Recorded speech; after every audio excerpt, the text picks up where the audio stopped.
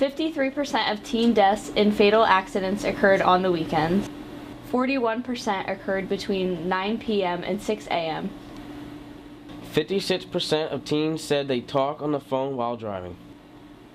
Statistics show that 16 and 17-year-old driver death rates increase with each additional passenger.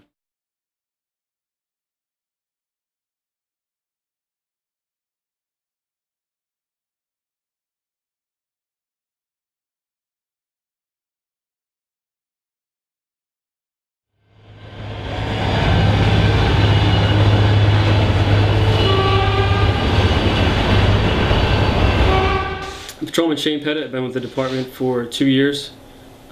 Best tip I can give new drivers, teenage drivers, is to leave the cell phone out of your hands in the center console or with the passenger. For the passengers, be a good co-pilot, help your driver out with directions, or just being aware of your surroundings. My name is Todd Pay, and I'm the principal at Riverside High School.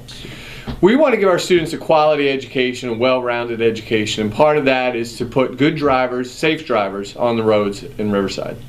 One of our best programs is the Driver's Education Program. It teaches our students not just the laws of the road, but gives them exposure to situations and scenarios and to become responsible and safe drivers in our Delanco and Riverside communities.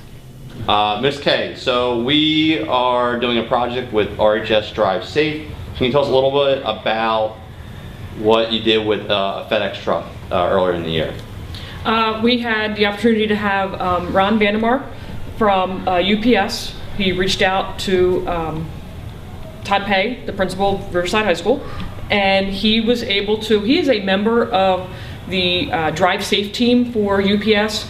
It's a group of UPS drivers who take trucks to actual schools. The kids have a chance to actually get in the truck. I mean, you see trucks every day, and they're big, they're large, but it gives the kids a hands-on experience. They are actually able to get in the truck and see what the driver sees, see the mirror, see how that there are blind spots ahead of them, behind them, and beside them. We were able to have cars parked next to the truck. They could see they were physically there. When we got in the truck, they disappeared. So they had a good chance to see what was happening from a driver's perspective when they're actually on the road. Nice. And what was some of the feedback you got from some of the students? Wow, they were very surprised because again, they could see the car there before they got in the truck. When they sat down in the seat and we shut the door, they could look in the mirror and that car wasn't there. So I think it kind of gave them a true perspective of there really are blind spots. I mean, you could sit in a classroom and talk about them all the time, but until you actually sat in that seat and saw that the car disappeared, I think it gave them a better hands-on experience. I'm SRO Sakali. I work for Riverside Police Department. I also work at Riverside High School. One of the things we do here, which is pretty cool, we do what's called a role reversal program, and we do that with the driver's ed class every year.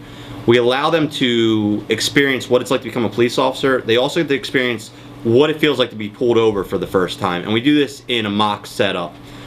One of the things we do though is we have the teachers and we have some police officers act like drivers, and the students get to become police officers. So they kind of see what it's like when they get in some kind of shaky situations where people might be messing around in the car, not listening to the police officers, and they get to experience what it feels like on the other end. So they can understand when they do get pulled over why they should keep the music down, why they should listen to the officer's commands, and they should also keep their hands where an officer can see them at all times. What is your name? My name is Juliet DeFlippo. All right, and what grade are you in and where do you go to school? I'm a senior at Riverside High School. My name is Ricky Loveland, and I've been driving for about 7 months now. My name is Sydney Holtz, and I am a senior at Riverside High School. My name is Michael Montero. I'm a senior at Riverside High School. My name is Kyle Lingo, senior at Riverside High School. My name is Digna Patel. I'm a senior at Riverside High School. All right, and what are some safe tips you can give other teen drivers?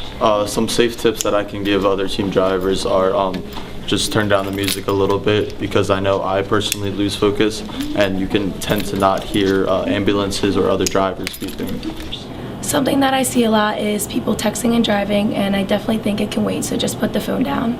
I would tell other students to be pretty defensive on the road. A tip that I would give to any teen driver would probably to be wearing your seatbelt at all times.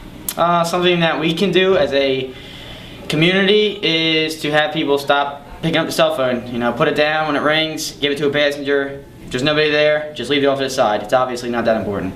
All right, so you've been telling me some things about some things you've seen through the fire department answering calls, one of which has to do with brothers or sisters having younger siblings not having in their car seats or properly strapped in. Can you tell us a little bit about that? One main thing during our calls on motor vehicle accidents is with the younger siblings, they don't have seat belts or booster seats, which is not the correct safety precautions taken. All right, so if someone is a teen driver and they're not sure about how to put in a car seat for their little brother or sister, where could they go to do that? Riverside Police Department provides safety tips.